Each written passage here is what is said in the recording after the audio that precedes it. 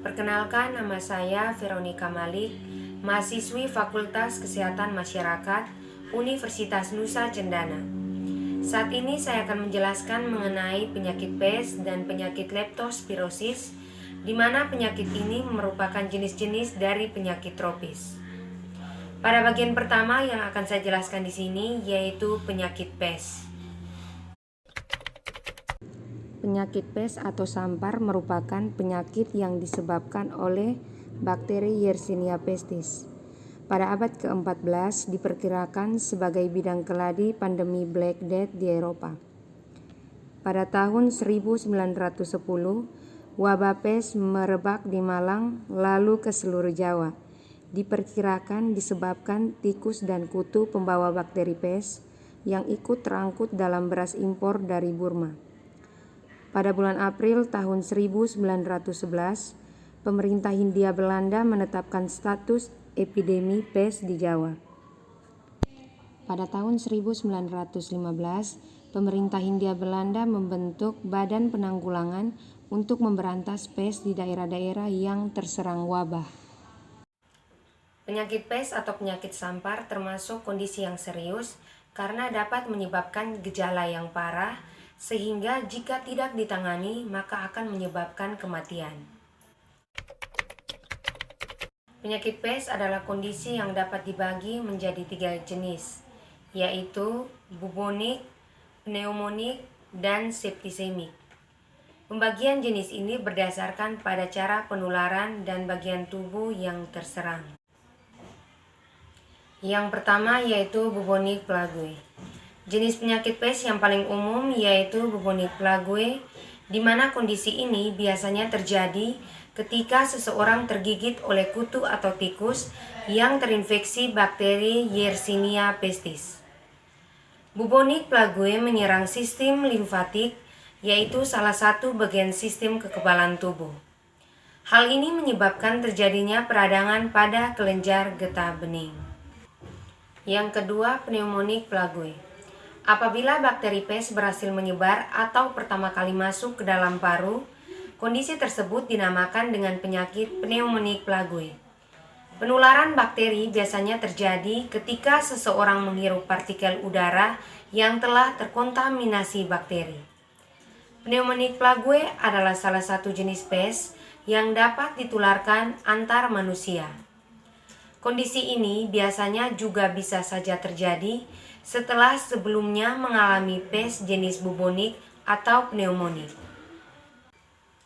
Yang ketiga yaitu septisemik plague. Saat bakteri masuk ke dalam aliran darah dan berkembang biak, kondisi ini dinamakan dengan septisemik plague. Orang yang mengalami jenis pes ini akan mengalami perubahan pada warna kulit di bagian jari tangan, kaki, dan hidung. Sama seperti jenis bubonik, pes jenis septisemik juga dapat terjadi akibat gigitan kutu atau tikus yang terinfeksi. Seperti yang telah dijelaskan sebelumnya, penyebab penyakit pes yaitu infeksi bakteri yang disebut dengan Yersinia pestis. Bakteri ini biasanya ditemukan di tubuh hewan pengerat serta kutu-kutu di dalamnya. Hewan-hewan pengerat yang paling umum terinfeksi oleh penyakit ini yaitu tikus, tupai, kelinci, dan anjing. Penyakit ini biasanya ditularkan ke manusia melalui gigitan kutu dari hewan-hewan tersebut. Satu-satunya jenis pes yang dapat ditularkan antar manusia yang satu dengan yang lainnya yaitu pneumonik plague. Penularan terjadi ketika seseorang bernapas dan menghirup partikel udara dari seseorang yang terinfeksi. Akan tetapi, pada kasus penularan antar manusia sangat-sangat jarang terjadi.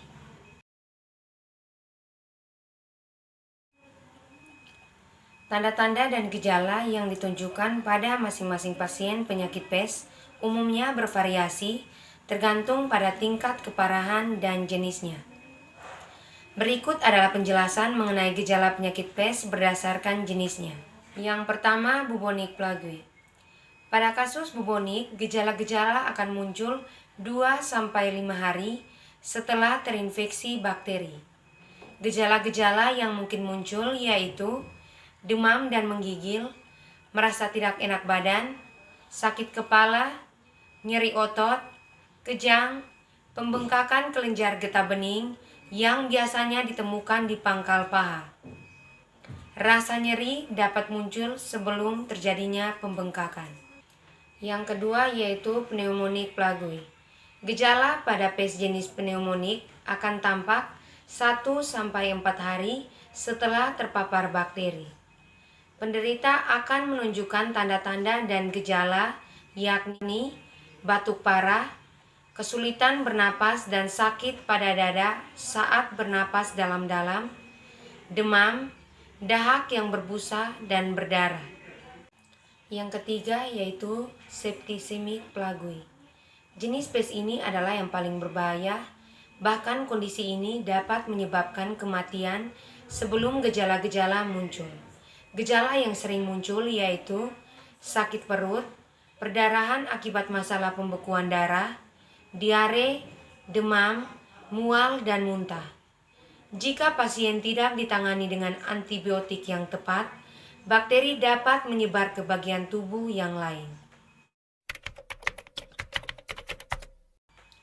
Terdapat beberapa faktor yang dapat meningkatkan resiko seseorang untuk menderita penyakit pes. Di antaranya yaitu yang pertama usia.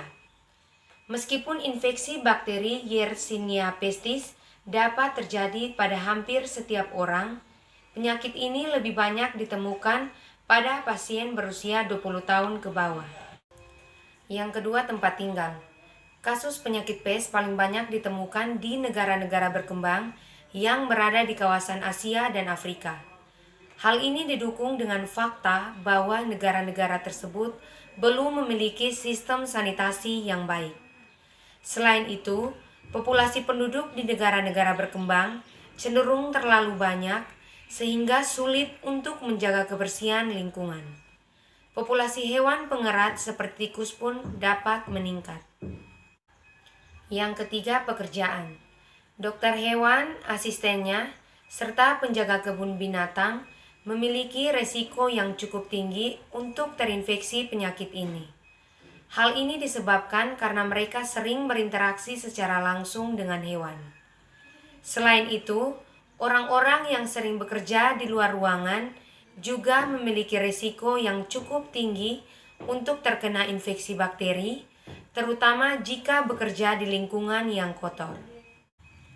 Yang keempat, hobi.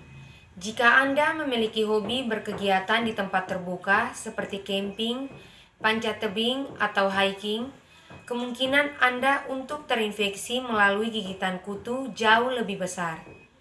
Selain itu, apabila Anda memiliki hobi memelihara hewan yang mudah terkena kutu dan Anda tidak menanggulangi kondisi tersebut, risiko Anda untuk terinfeksi akan lebih tinggi.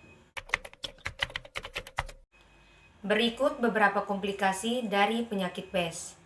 Yang pertama, kematian. Kebanyakan kasus penyakit ini berakhir dengan kematian. Akan tetapi, seiring dengan perkembangan ilmu pengetahuan dan teknologi, pasiennya memiliki peluang yang lebih besar untuk selamat dengan pengobatan tertentu. Yang kedua, gangren.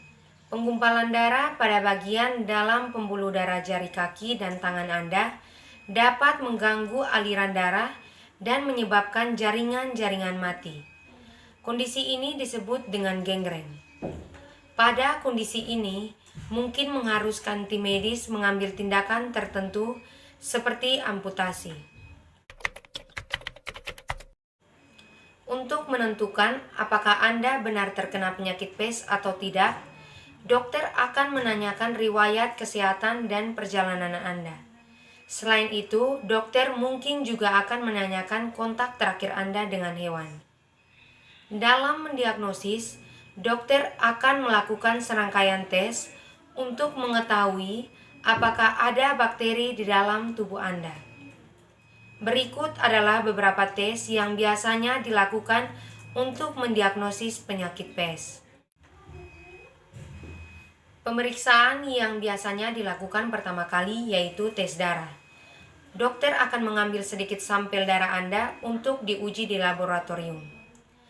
Pemeriksaan yang kedua yaitu tes kelenjar getah bening, di mana cairan dari kelenjar getah bening akan diambil dan diperiksa oleh tim medis. Pemeriksaan yang ketiga yaitu tes kultur dahak. Dengan prosedur bronkoskopi, dokter akan mengambil cairan dari saluran pernapasan Anda. Pengobatan umumnya berfokus pada konsumsi antibiotik.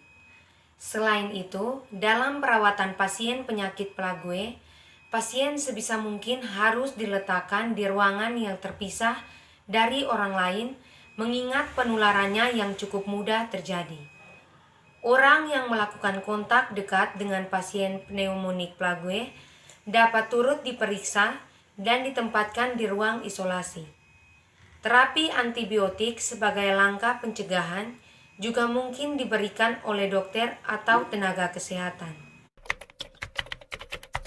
Masuk pada cara pencegahan dari penyakit pes. Langkah-langkah yang dapat Anda lakukan untuk mencegah penyakit pes yaitu: yang pertama, menjaga rumah agar terbebas dari hewan pengerat. Anda dapat melakukan pengecekan rutin, menutup lubang apapun yang terdapat di rumah, serta memasang racun atau jebakan tikus. Yang kedua, menggunakan sarung tangan. Hal ini dikarenakan tangan Anda jauh lebih mudah terpapar oleh infeksi bakteri dan gigitan hewan. Yang ketiga, menggunakan penangkal kutu. Gunakan obat penangkal kutu jika Anda harus beraktivitas di luar ruangan, seperti kegiatan camping, hiking, atau bekerja di luar ruangan. Yang keempat, batasi kontak fisik dengan hewan liar.